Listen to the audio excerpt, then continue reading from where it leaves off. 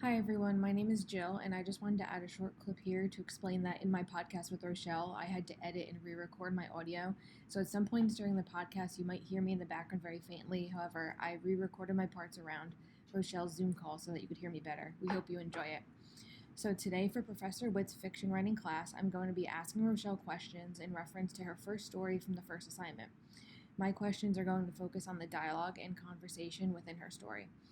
With that being said, my first question for Rochelle is in reference to the model work that she selected. You used This Blessed House as a reference for how dialogue can be useful and impactful. So, what did you find most difficult in writing dialogue for your original characters so that it was natural but unique to their voice, all while also revealing crucial information to the story? Well, hi, Jillian. It is absolutely great to be able to be here in this afternoon with you in this interview. And regarding the dialogue, when it came to writing my story, I really found myself inspired by The Blessed House because, again, there's a lot that's being revealed in one simple plot line of two characters moving into this house and finding Christian remnants and finding the opposites of that. Their voices are very prevalent. And for me, writing my story, I really found it difficult to be able to create a voice for Arthur, our protagonist, because if you guys notice, he does not speak at all. So he's not typically talking like other characters or his siblings in the story. He's really talking to us through his thoughts and through his inner sentiments. And my next question was, what was the most difficult aspect in writing dialogue for these characters while also giving each of them a distinct voice and personality? So, like you said, as you wrote about quadruplet brothers, each of them with their own voice or personality or opinions, all while they're in this very tense situation of being stuck on an island for so long, and try to let them all have their own way with words. Right. It was interesting because it was difficult to add depth to each character without making it either too much or lose focus of the story because we as the readers, we see that Arthur is the main character and we're actually seeing the world through Arthur's eyes. So we are seeing the brothers and we are hearing the voices of the brothers, but we're also seeing how Arthur views the brothers too. It's more important to be able to show what Arthur goes through as the main character because he's the protagonist and he goes through certain things. You learn his story. And also the moments that Arthur's in his thoughts and we see interior thoughts that Arthur has. And I could definitely see from the first to the second final draft how you've changed the characters themselves. And for most people, it's hard enough to do one character, let alone four different people. But I think you did a really good job at honing in on that. And my third question was, when revising your draft, how has your dialogue changed during this process?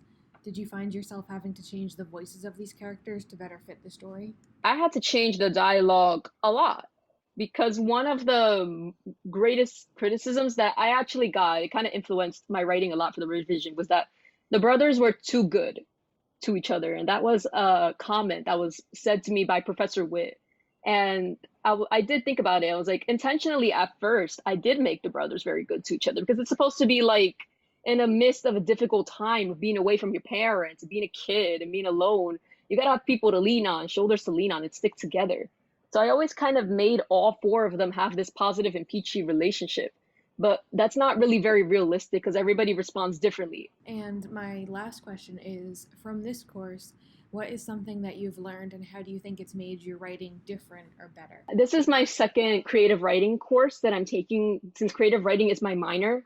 And this class is more tailored in fiction writing, which is what I wanted because I started an introduction to creative writing, which is just a blend of everything to give you a taste of every field of writing to see which one kind of works for you.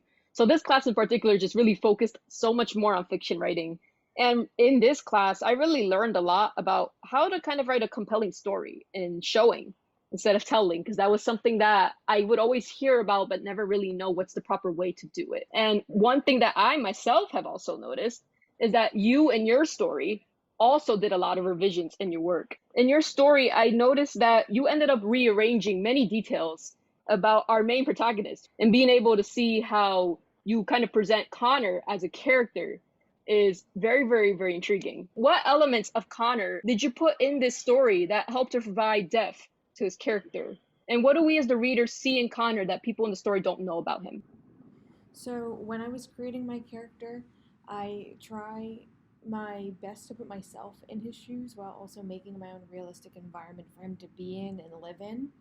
In my drafts, since it is only a scene, I still wanted to show you his usual routine and what he does and doesn't like about it, and showing you how he interacts with things and people around him. I did try expanding this more through his dialogue, but personally, I find myself leaning toward more interiority kind of writing. And this is my last creative writing class, so I have had a lot of practice with different approaches to creative writing. So, my first drafts, I typically find myself writing a sort of outline for the story and what might happen. And then in future drafts, I do move things around a lot, like you pointed out. Yeah, that's really great that you were able to do that. One thing that I noticed in your revised draft that you did is that you really used the setting to talk about who Connor is by you kind of make the employers in the cafe know exactly like what drink Connor likes or what Mm-hmm. table he specifically sits in the cafe because he sits there repetitively. He comes every day. Or you put that how he pays attention all the time to the cream that is sometimes put in the drink that he has in like his latte or how he looks outside and he sees the plant. Those details also help because we see what Connor values in his day-to-day routine.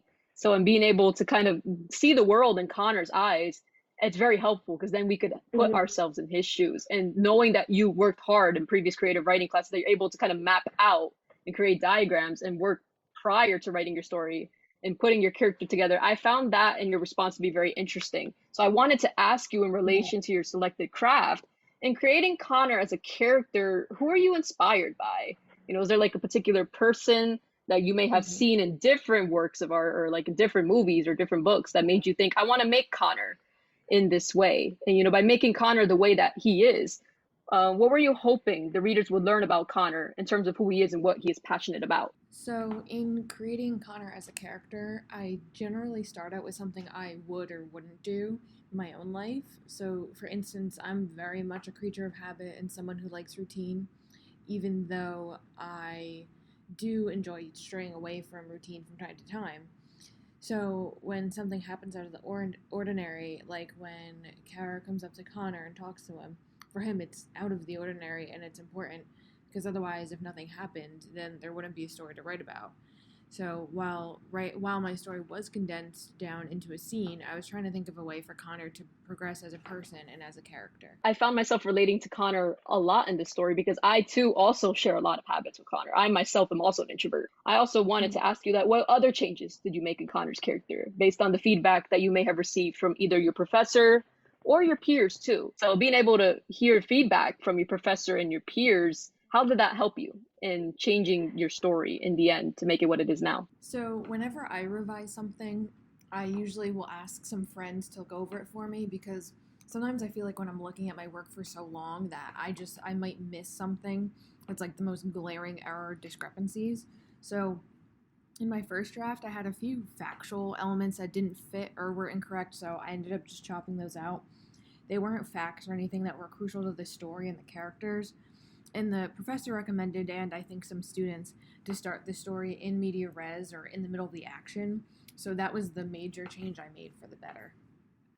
Yeah, I mean, for revisions, they always sometimes say that like less is best, especially Mm-hmm. if what you may have had originally will not get us to where we need to be in the story. We'll be like, what's the point? Then I applaud you for applying all of the feedback that was given, that was both positive in terms of praise, but also criticism that was very constructive. I am sure that just like I have something to take away from this course, I know that you do as well, especially because this is your last class as you're graduating. Congratulations. And Thank you. now that you're kind of wrapping up your last creative writing class for the semester, what do you take away from fiction writing that you may not have done before, but you do now?